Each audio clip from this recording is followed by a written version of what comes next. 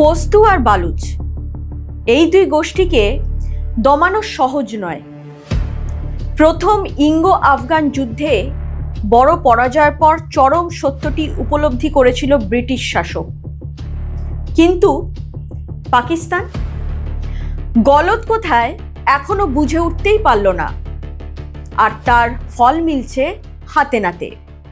গত 2 সপ্তাহের কম সময়ে বেলুচিস্তানের নিরাপত্তা বাহিনীর ওপর তৃতীয় বড় হামলার ঘটনা ঘটল। বেলুচিস্তানে বিচ্ছিন্নতাবাদী গোষ্ঠীর হামলায় অন্তত 45 জন পাকিস্তানি সেনা নিহত হয়েছেন বলে খবর। মাস্তুং এলাকার কাছে ওই হামলার ঘটনা ঘটেছে।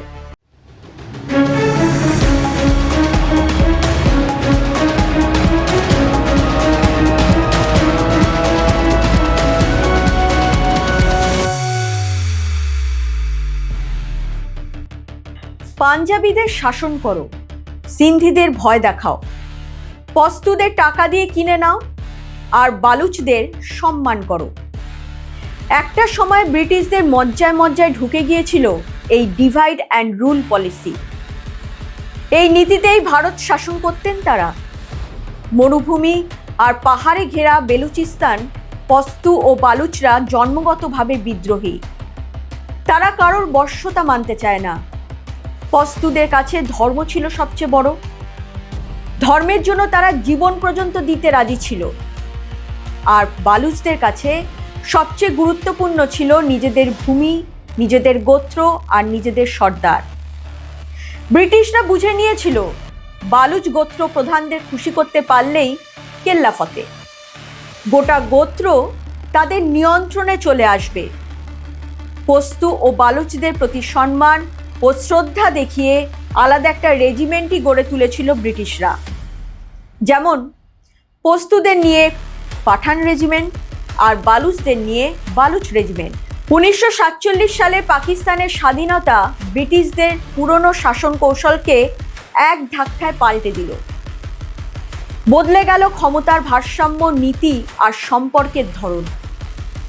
ব্রিটিশদের মতো রুল অ্যান্ড ডিভাইড পলিসি নয়, বালুচদের দমন পীড়নের পথে হাঁটল পাকিস্তান।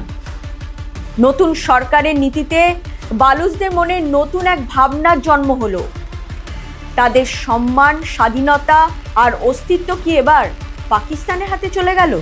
কালাত স্টেট ন্যাশনাল পার্টির মতো সংগঠন বালুচদের মধ্যে নিজেদের আলাদা পরিচয়ের ভাবনা জাগিয়ে তুলেছিল। একসময় পাকিস্তান সরকার স্বীকার করে নেয় কালাত মানে বেলুচিস্তান একটি স্বাধীন রাষ্ট্র।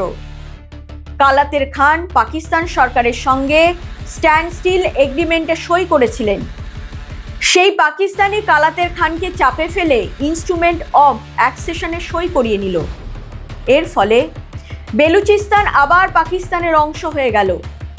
এর অর্থ এই দাঁড়ায়, একধারে পাকিস্তান বেলুচিস্তানকে স্বাধীন ঘোষণা করল, অন্যধারে আরেকটি চুক্তির মাধ্যমে বেলুচিস্তানকে অন্তর্ভুক্ত করে নিল পাকিস্তানে। শুরু হলো বালুচদের প্রতিবাদ। প্রথম বালুচ বিদ্রোহ হয় 1948 সালে।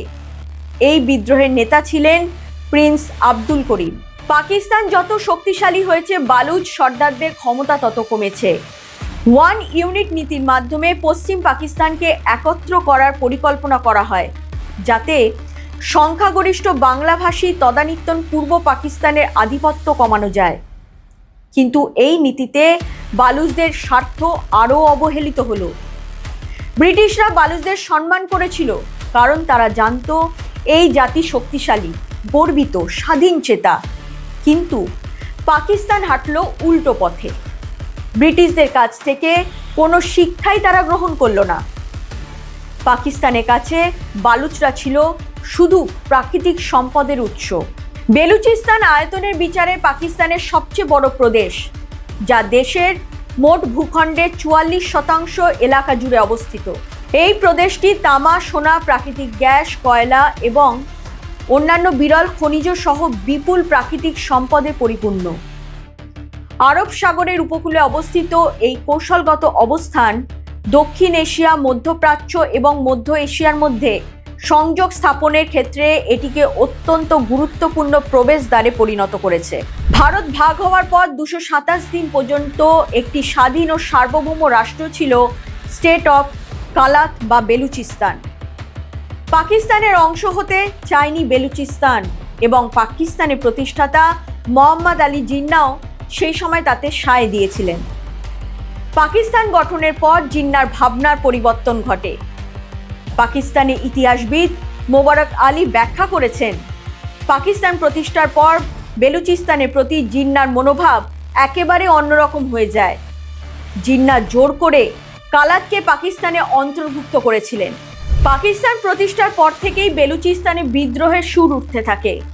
সেখানে চীনের প্রবেশের পর থেকে পরিস্থিতি আরও জটিল হয়ে উঠেছে।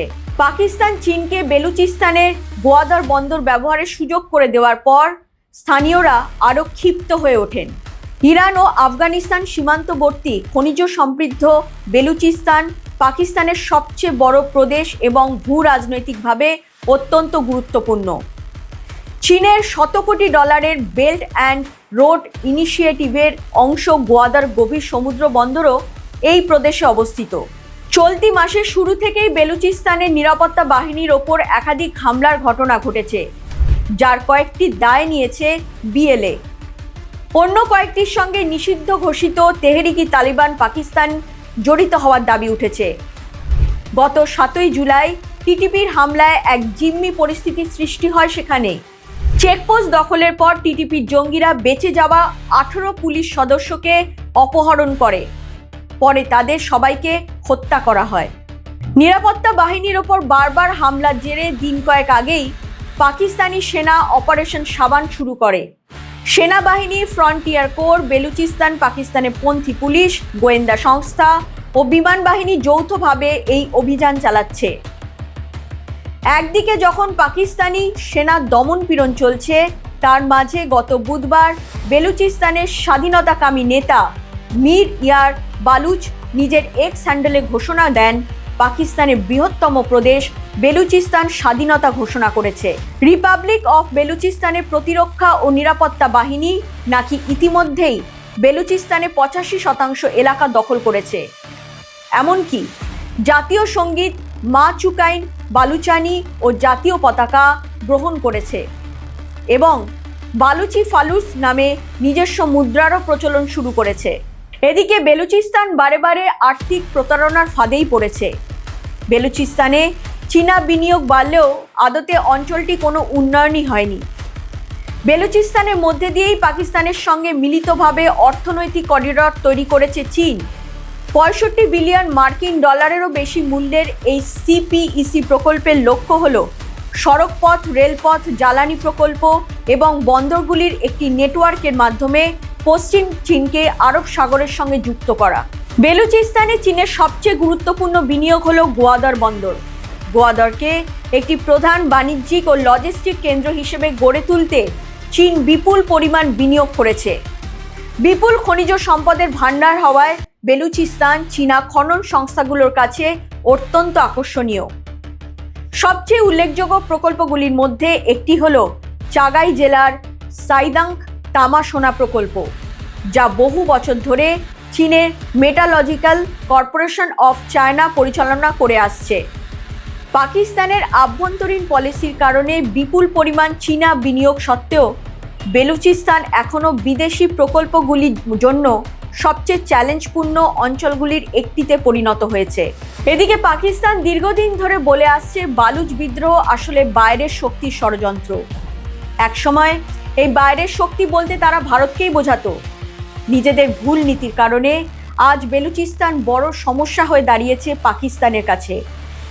নিজেদের ভুল ত্রুটি ঢাকতে ভারতের মতো পরাশক্তিগুলির ওপর দায় বর্তায় পাকিস্তান। ভুল স্বীকার করার মতো সৎ সাহস তাদের নেই। আজ পাকিস্তান নিজেদের ভুলের মাসুল গুনছে। বালুচদের প্রতি চরম অবহেলা, বালুচদের ওপর দমনপীড়ন পাকিস্তানের বিপদ ঘণ্টা বাজিয়ে দিয়েছে। ইতিহাস আমাদের দেখিয়েছে বালুচদের সম্মানবোধ কতটা প্রবল, কিন্তু পাকিস্তান কখনোই ইতিহাস থেকে শিক্ষা নেয়নি। নিজেদের ভুল স্বীকার করাটাই তাদের কাছে ভয়ানক দুর্বলতা। আর যদি এই অবস্থা চলতে থাকে তাহলে সামনের দিনগুলোতে অস্থিরতা আরও বাড়বে, তাতে কোনো সন্দেহ নেই। কেমন লাগলো আজকের প্রতিবেদন জানান কমেন্ট বক্সে। এরকম আরও খবর পেতে নজর রাখুন জিও পালস টিভিতে। লাইক করুন, শেয়ার করুন, সাবস্ক্রাইব করুন জিওপালস টিভি।